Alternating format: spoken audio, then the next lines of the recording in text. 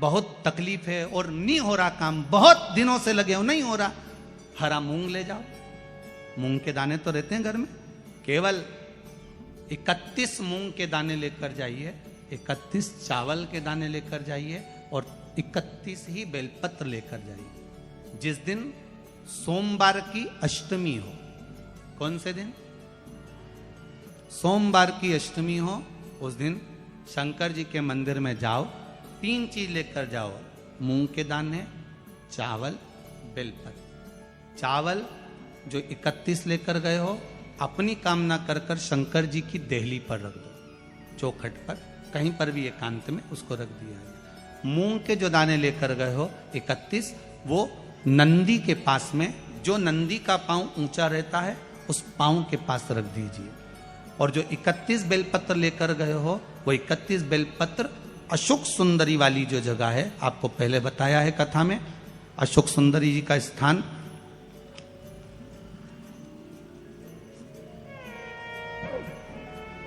ये शिवलिंग, ये जलाधारी जहां से पानी बहता है, उसके बीच में एक मोटी सी लाइन होती है, जो शंकर भगवान की छोटी लड़की अशोक सुंदरी का स्थान है।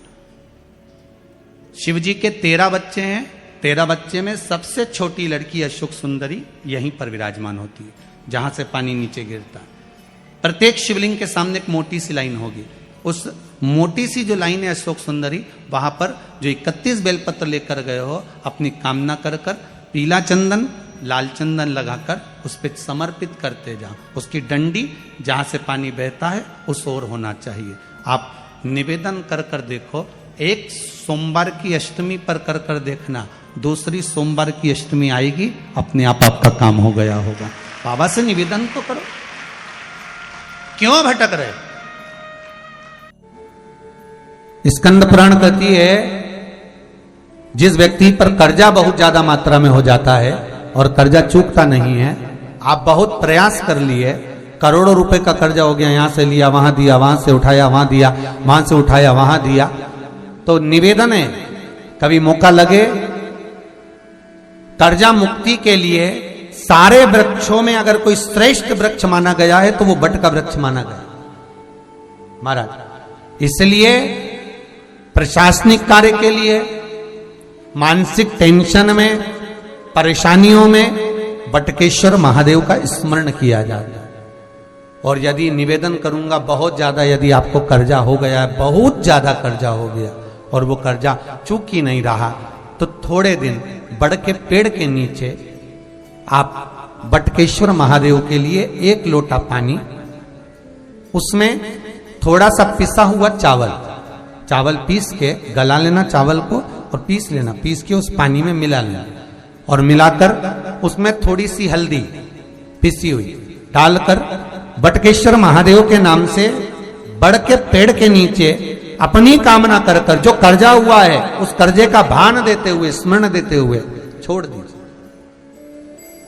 महाराज 2 या 3 सोमवार एक ही जगह पर करना, 3 सोमवार बाद वहीं से बड़ के पेड़ की थोड़ी सी जड़ उठा लाना और उस जड़ को एक कोई धागे में बांधकर या तो अपनी गले में डाल लो या अपनी जेब में पटक लो, उसको थोड़े दिन पटक कर रखना, लगभग 2 से 3 महीना पटक कर रखो। वो जड़ जैसे बड़ का पेड़ विस्तार होता है, पानी गिरे ना गिरे, जल वृष्टि हो ना हो, गर्मी पड़े ना पड़े, उसको कोई फर्क नहीं पड़ता, बड़ का वृक्ष आप रूप फैलता जाता, उसकी जड़ें अपने आप प्रबल होती है। उसी तरह ये बटकेश्वर महादेव कहीं से भी अगर जड़ आपके पास में रखी है 1 महीना, 2 महीना, 3 महीना तक, तो ये जड़ अपने आप लक्ष्मी को पकड़कर खींच कर लाती है और कर्जे से मुक्त कर देती। बटकेश्वर महादेव का स्मरण सुख का देना हो। एक पशुपति व्रत होता है, यदि कोई विशेष समस्या हो जो आप नहीं बता सकते किसी को, बहुत तकलीफ चल रही हो, बहुत कष्ट हो रहा हो, बहुत ज्यादा दुखी हो, तो 5 सोमवार पशुपति व्रत कर लो। कितने सोमवार? 5। पशुपति व्रत करने का नियम अच्छे से समझिएगा। 5 सोमवार करना है कोई से भी सोमवार से चालू कर सकते हो। कैसे करना है? सुबह के समय पर भगवान शंकर का अभिषेक पूजन करने मंदिर में चले जाओ, पूजन अर्चना आराम से कर कर आओ। शाम के समय वही थाली लाकर घर में रख लो। सुबह के समय फलहार कर लो या मीठे का भोजन कर लो, अर्थात मीठा का भोजन मतलब फलाहारी भोजन, जो भी मीठे का है वो करें। शाम के समय घर से 6 दिए लगाकर लेके जाएं घी के। कितने दिए? 6।